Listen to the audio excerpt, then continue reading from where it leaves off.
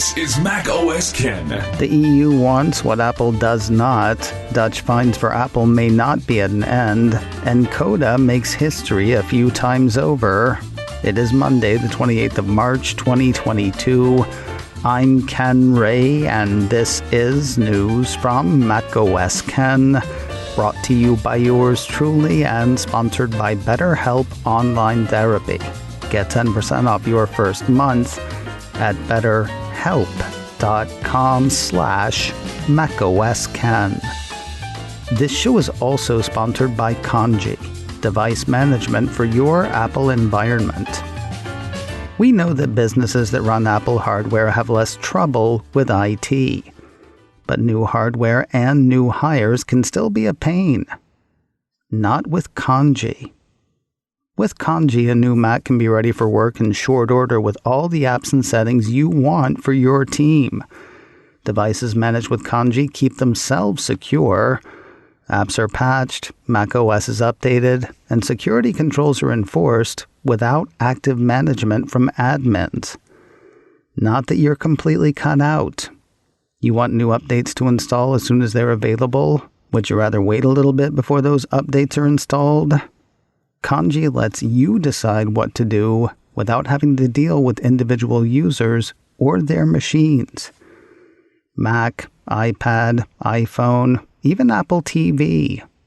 Whatever hardware your business uses, Kanji can simplify managing those devices. Go to kanji.io/macOSKen for a free demo and trial.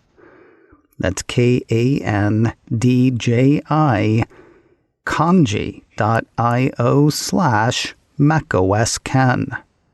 Find out why companies like Lacework, Segment, Allbirds, and others use Kanji for zero-touch Apple device management. KANDJI, again, that is kanji.io/macOSKen.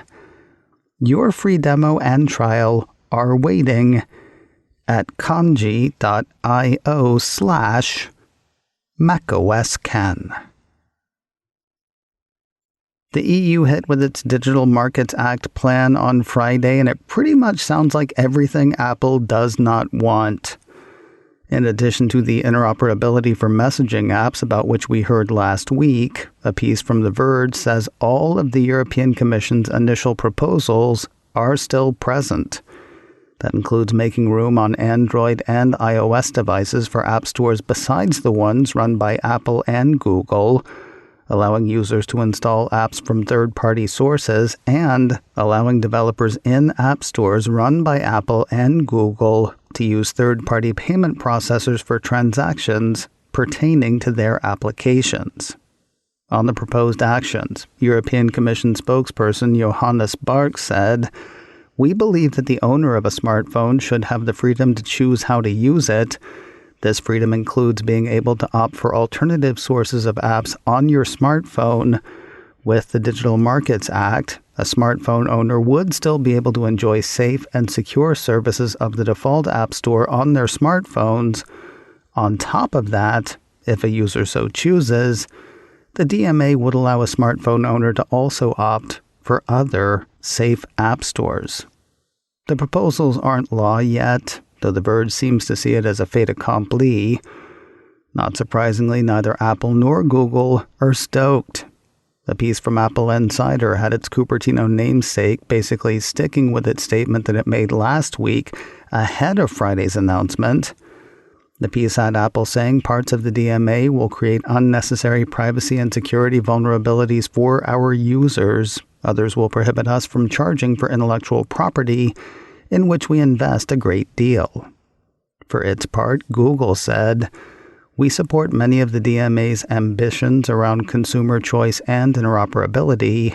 We remain concerned that some of the rules could reduce innovation and the choice available to Europeans."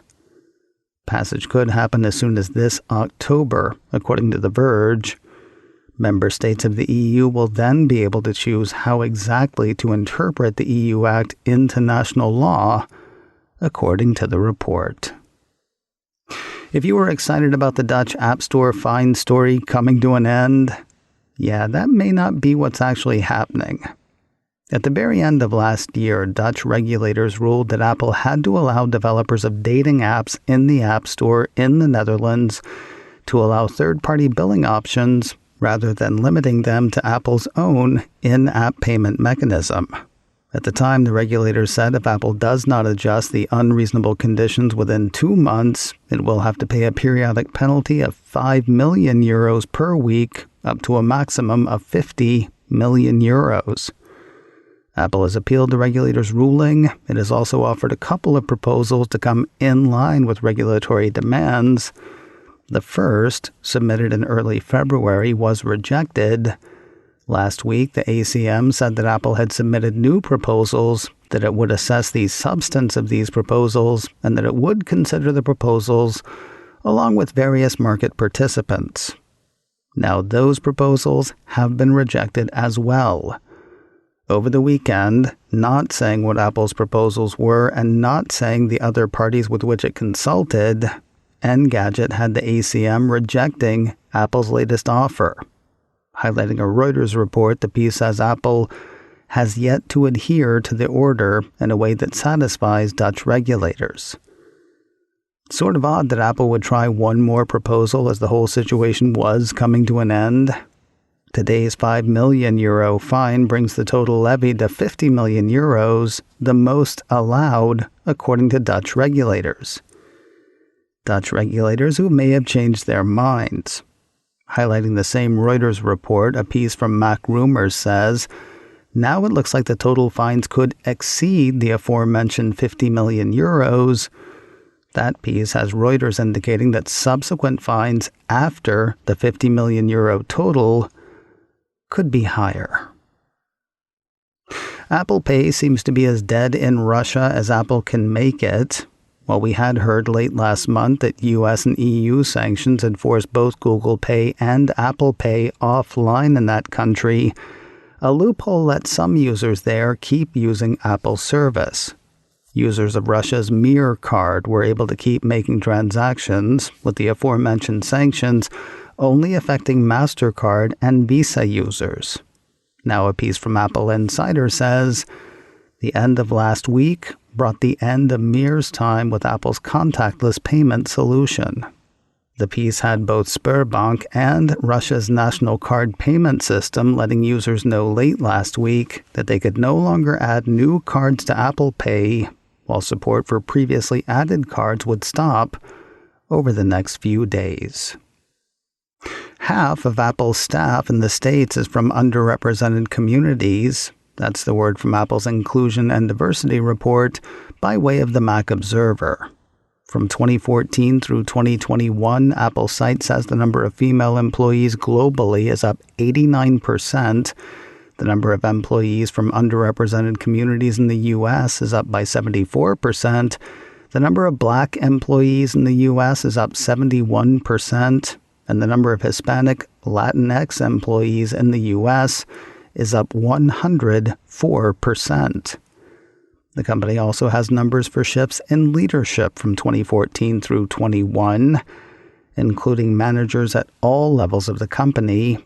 Apple says the number of female employees in leadership globally is up 87%. The number of employees from underrepresented communities in leadership in the U.S. is up 80%. The number of black employees in leadership in the U.S. is up 84%, and the number of Hispanic Latinx employees in leadership in the U.S. is up 90%. Lots more numbers to go through, as well as declarations of intent and highlights of employees from various backgrounds. You can dig deeper into all of that on Apple's site at apple.com/diversity. From hiring new people to keeping the people it has, Apple is said to be handing out more stock as employee retention bonuses. Cult of Mac highlights a Bloomberg report that says the company is awarding certain software and hardware engineers between $100,000 and $200,000 in restricted stock to stick around. Because the payouts vest over several years, the piece says, Apple stands a chance of keeping employees from leaving. If all of this sounds familiar, that's because the company did the same thing a few months ago. The last time Apple offered big bonuses to employees came in December, according to the cult. More people then, though with a smaller maximum. The top payouts in December were $180,000, according to the report. More news in a moment, but first a word from BetterHelp Online Therapy, sponsor of today's show. With so much bad news every time you pay attention to news, you may think your personal stuff is nothing compared to the real stuff that's going on. That is one way to think. I would counter, though, that you have to move through the world. If news of war and lockdowns, in addition to whatever else you're carrying around, feels like too much, help is available through BetterHelp Online Therapy. BetterHelp is online therapy that offers video, phone, and even live chat sessions with your therapist, so you don't have to see anybody on camera if you don't want to. My last BetterHelp therapist and I did phone calls and text messages mostly, because that's the way I was the most comfortable. It's much more affordable than in-person therapy, and you can be matched with a therapist in under 48 hours. See, if you deal with the stuff that you've been carrying around for years, you're hopefully better able to deal with anything else that comes your way. Give it a try and see why over 2 million people have used BetterHelp Online Therapy. Like I said before, this show is sponsored by BetterHelp, and macOS Ken listeners get 10% off their first month at betterhelp.com/macOSKen. BetterHelp. That's betterhelp.com/macOSKen. Get 10% off your first month at betterhelp.com/macOSKen. And thanks to BetterHelp for sponsoring today's show. Look for the Apple TV app in your home away from home. iDownload blog ran a piece late last week saying that Apple's video platform has hit hotel rooms that use Philips MediaSuite. I must confess I'm a bit confused about whether it'll be on a room's TV or you can just get it on a room's TV. According to the piece, Philips has now released a MediaSuite firmware update that lets users download the Apple TV app from Google's Play Store. And you can see the source of my confusion. That said, it could be cool for frequent travelers. Aside from bringing the world of Apple TV Plus entertainment to hotel rooms, iDownload blog says the move lets logged-in travelers access curated recommendations, watch rentals and purchases, pick up watching where they left off via the Up Next queue, and more. While available across a range of devices, the piece says this is the first time the TV app is available in hotel rooms. The functionality went live last Friday, according to the report. Last week was another big week for the Apple TV Plus series Severance. The good folks at the streaming video tracker ReelGood say the creepy Adam Scott-led series was the most streamed series between the 17th and 23rd of March. Same as the week before and the week before that, it was the most watched series, though not the most watched title. That went to the Pixar coming-of-age story Turning Red last week, leaving Severance in second in terms of most watched titles. And props to another Apple TV Plus series. ReelGood has We Crashed turning up in the 7th spot between the 17th and 23rd of March. And finally today, congratulations all around to CODA, and a reminder to the tragedy of Macbeth that it's an honor just to be nominated. The two films put Apple TV Plus up for a total of 6 Academy Award nominations. While the latest film adaptation of the Scottish play failed to nab any of its trophies, CODA walked off with all 3 of its nominations. that had the film's writer and director, Sean Hayter, leaving with the Academy Award for Best Adapted Screenplay, Troy Kotsur taking home the award for Best Supporting Actor, and the grandest of grand prizes, the Oscar for Best Picture, went to CODA. As the New York Times' Kyle Buchanan pointed out on Twitter, CODA just broke a lot of records. It's the first film distributed by a streaming service to win Best Picture, the first Sundance premiere to ever take the top Oscar, and the first film since 1932's Grand Hotel to win without nominations for directing and editing. Buchanan noted in a separate tweet that this is also the first time that films directed by women have won Best Picture in consecutive years. Chloe Zhao's Nomadland won Best Picture last year, followed by the Hayter-directed CODA last night. A couple of hours later, Apple CEO Tim Cook also hit Twitter to send out his congratulations, saying Team CODA created a profoundly beautiful movie, a story of hope and heart that celebrates our differences. Congratulations to the producers, Sean Hayter, Troy Kotsur, Marlee Matlin, Amelia Jones, Daniel Durant, Eugenio Derbez, and all involved in these historic wins. macOS Ken, brought to you by me and sponsored by Kanji, device management for your Apple environment.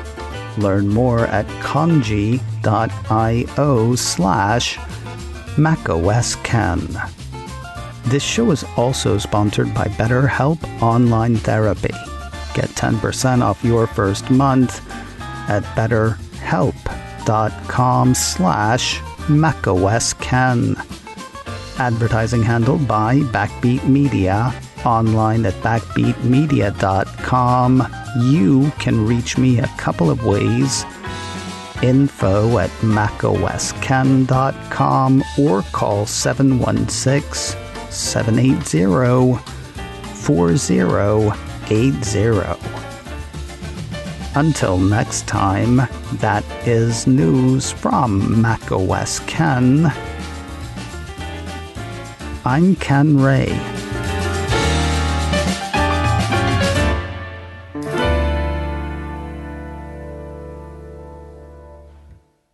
Cha.